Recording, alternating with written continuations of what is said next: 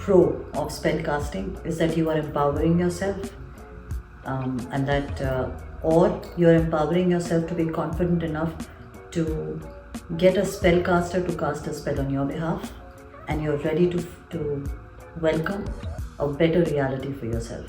So you essentially are the creator of your destiny. That's the biggest pro. The biggest con or the biggest disadvantage, that was the advantage that we just spoke about. The biggest disadvantage of spellcasting is the addiction involved in it, because we've had several cases in the past where people have been coming back to us because one part of their life is resolved, and before even trying to fix another aspect of their life, they want to use the spellcasting process as a crutch to do things on their behalf. And I always discourage it. Try it once yourself. If it doesn't work, then look for an alternate in the occult world. But don't look for the answer in the occult world before trying anything else. It's always best to exhaust your options and exercise your free will before going for something that you keep coming back to. You should not make light magic one of the important aspects of your life that you just can't do without, like oxygen. It's there for you, but don't let it be there before you, with you, and inside you all the time. Otherwise, you're not an independent free will thinker.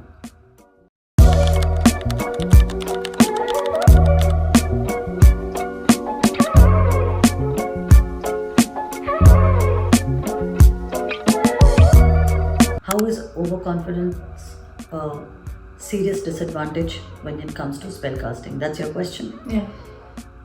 Well, if you are overconfident when a spell is being cast either by you or on your behalf, then you assume that you've already reached the finish line of the race. Because of that, the time required for the spell to complete feels shorter in your mind.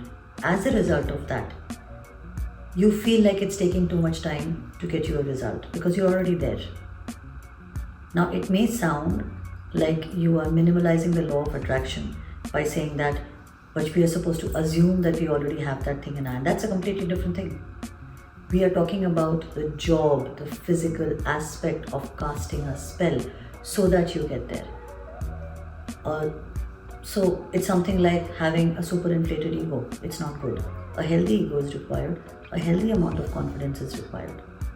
So focus on the process and stick to what the plan is. If you have been told we are doing a spell for you over the weekend, you don't have to do anything. You can do your regular routine. If there are a lot of spells on your name, maximum will ask you to keep yourself hydrated because we pull energy. Other than that, there's really nothing much that you can do because everything has already been taken out of you in terms of energy. So focus on the confidence aspect, not the overconfidence aspect, because the moment you get overconfident, you're way above mark. A shortcut. Well, it's an age-old adage that anything good, once you put in a dollop of shortcut, will deprive you of the actual essence of the win, the victory. So if you take a shortcut when it comes to spell casting, so if a spell casting process is say 3 hours, and if I say, you know what, I don't have 3 hours, I have half an hour, it doesn't have the same effect. And that's the very reason why we have spellcasting days. Health is Monday and Sunday. Money is Wednesday, Thursday and Sunday. Relationships Friday and Sunday. Anything protection related Saturday and Sunday. Right? So on and so forth. So if you take a shortcut and if I say no, I will do a health spell on Tuesday, it may not have the same effect.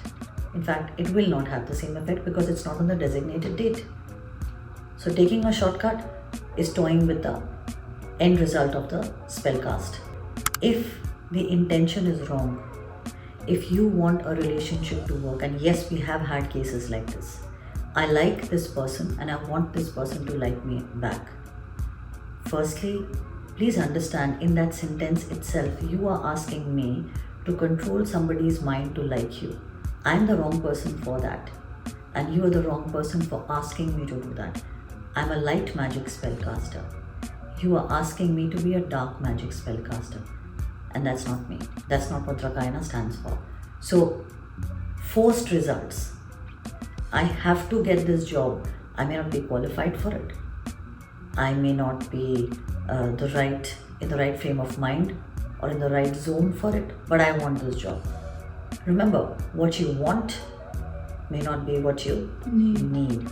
So when you're forcing a result, the outcome is going to be as natural as plastic. And yes, I mean all the sarcasm.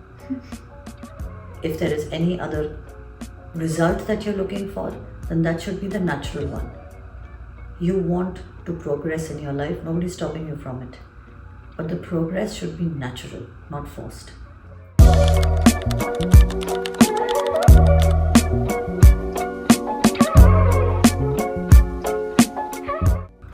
Addiction is very easy to, it's a slip, a fissure. The term addiction itself is a low vibe. So if you are getting addicted to something, say fruit juice. In my family, we have fruit juice every day, right? So if you get addicted to having fruit juice, the day that you assume that fruit juice is the only thing that's keeping you going, giving you extra energy and keeping you healthy, the day that you don't have fruit juice, your mind will start playing tricks on you and saying, your immunity is down the drain, you may fall sick.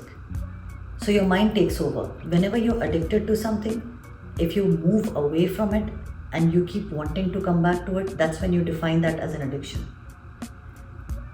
A successful spell that has been cast is exactly what I just said. A successful spell that has been cast. Let it go, release it, the job is done. Full stop. Move on with your life. Enjoy the result of the spell that has been cast. And then forget about it. That's it. It's something like resting on your laurels.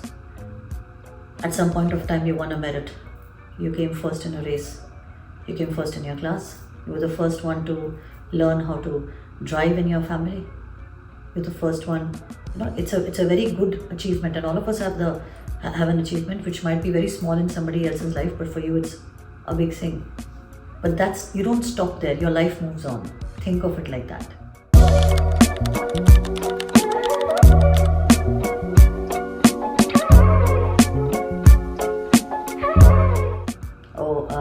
Initially and somewhere in between, and sometimes even now, at Drakayana, we tend to overwork, but that is when we toggle between the two of us, my daughter and I.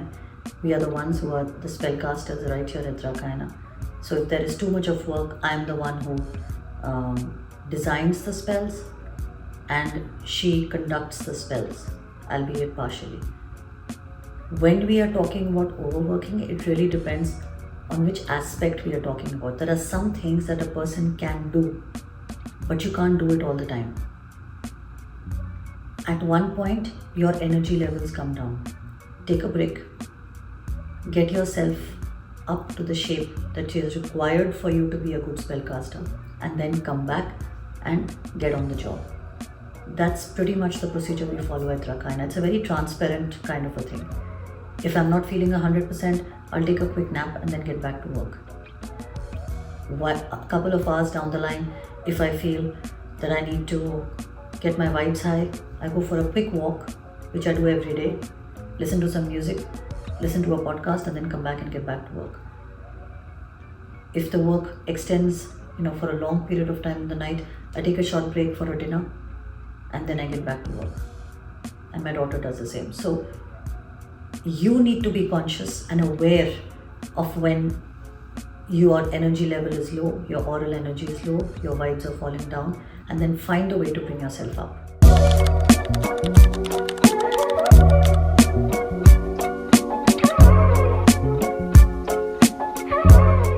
Alright, the thumb rule of Drakayana. We get the job done. You hear me say that very often. We don't overthink. Yes, we are guilty of overworking sometimes, but that's because there are so many of you to cater to and help. We stick to the plan. We cast a spell. We are creators and designers of the same spells that we cast. And we have a very transparent relationship with our seekers. or the people we are casting the spells for. They get all the information. So it's a very clear cut. I like the logic behind magic. I think at some point I got into spellcasting because of this. I like to do things with my hands, I like to create with my mind. And only when you've done something like that, created a baby, a spell that is working for somebody else, that's the kick. Because if you've created something that somebody else is not able to enjoy, then it's just a creation and nothing else. But if you want to breathe life into a creation, you create a spell and then watch it work and make somebody's life blossom and grow. So these are what we follow. These are the rules that we follow. And if you have any comments or questions, please do not hesitate to leave them in the box below. I will see you soon at Ratnaina. Thank you for watching.